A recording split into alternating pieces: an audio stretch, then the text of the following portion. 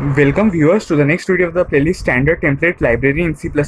So today we will be covering some functions which we get from the STL and that are very common and we must know. So let's just jump into the video. So to include all the STL code into our program, we have to write at the beginning #include, and after that within the angular brackets bits standard C++.h, and this will include all the header files and we don't have to write any other header file if we are writing only this statement. Okay, now what we have to do, we will write using namespace std,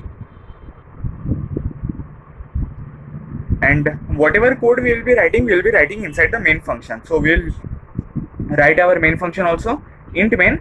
And now first function that we will be learning will be reverse.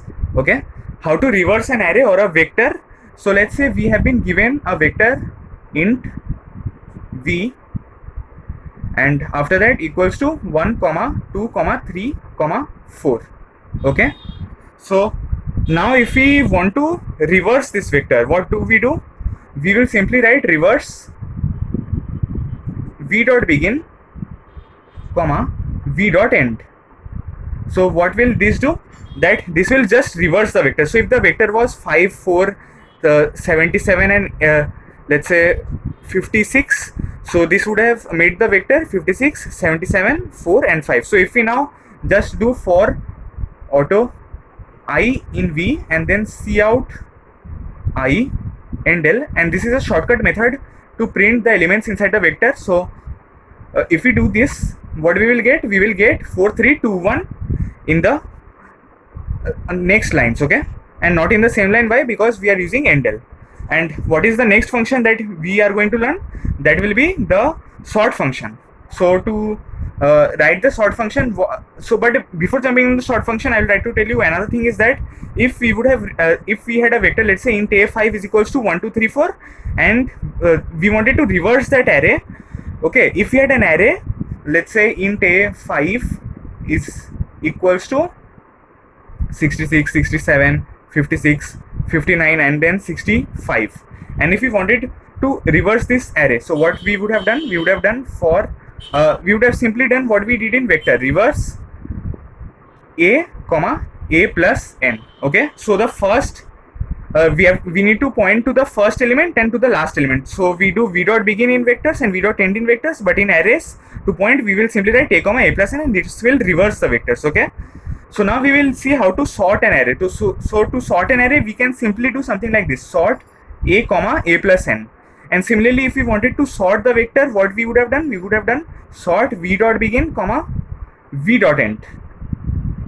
So this will place all the elements of the vector or the array in the ascending order. And if we wanted that the array is sorted in the decreasing order, what we would have done, or the vector is sorted in decreasing order, what we would have done? We would have done something like this: a plus n. So n we would have taken input. So in this case n is 5, so we will directly put 5, but in most of the cases n is given as input, so we would have mentioned n over there. Okay, but since we have 5, we will mention 5 over here. And then to sort it in decreasing order, what we will do, after this comma we have to write greater int and then this function symbol. This will sort the array in the decreasing order instead of the increasing order like here.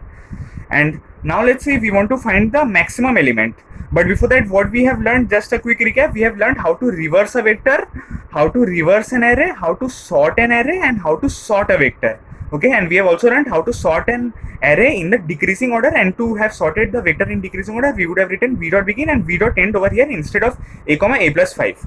Okay, now if we want to find the max element inside the array, what we will do? We will do something like int maxi is equals to star max underscore element, and then again the same thing, a plus 5. And if we were given n, we would have written n instead of 5. And in vector, what we would have done? We would have done star max underscore element v dot begin v dot end, and this would provide us the max element that was present in the array and put it inside this variable maxi. And why are we using this star? To dereference. So max underscore element is a pointer which points to the max element. Okay, and what is this star doing? It is giving us the value at which the pointer is pointing. Okay, this pointer is pointing at whichever value, this star will give us the value and put it inside maxi. Similarly, if we find the minimum element mini, we'll do star mean underscore element a comma a plus 5, and in the vectors what we would have done, we would have done v dot begin and v dot end. So if whatever array was given, the most maximum element would have been kept inside this variable and the minimum element would have been kept inside this variable. So how many functions have we learned? We have learned reverse, sort, and max underscore element and mean underscore element, 4 functions. And one last function for this video that we are going to learn is the binary search function that will help us to find the number which is given by the user inside our array or the vector. So the return type of this binary function is boolean. So we'll do something like boolean b is equals to binary underscore search, and then we will do a comma a plus n, and after that the number. Okay, so let's say we have been taking input in n comma c in n, or let's say n1, because we already have this n as the size of the array which would have taken earlier as the input. So let me just write it over here, int n and then sin n. And now what we will do, we will search the n1 array and n1 number inside this a array. So if we wanted to search this n1 number inside the vector, we would have done v dot begin comma v dot end. Okay, and if the number is present, b will have the value true, and if the number is not present, then the b will have the value false. So in this way we will have found out the number. So this has the time complexity of log of n. Okay, and this has the time complexity of n, and this has the time complexity of n. So you can just keep this in mind, that how these functions are so useful that you don't need to always just keep on writing codes. We always have inbuilt functions for making our code much smoother. So we have learned 5 functions today: binary search, sort, max underscore element, mean underscore element, and reverse, which are quite common and useful in competitive programming. So thanks for watching. If you have any doubt, do ask in the comments.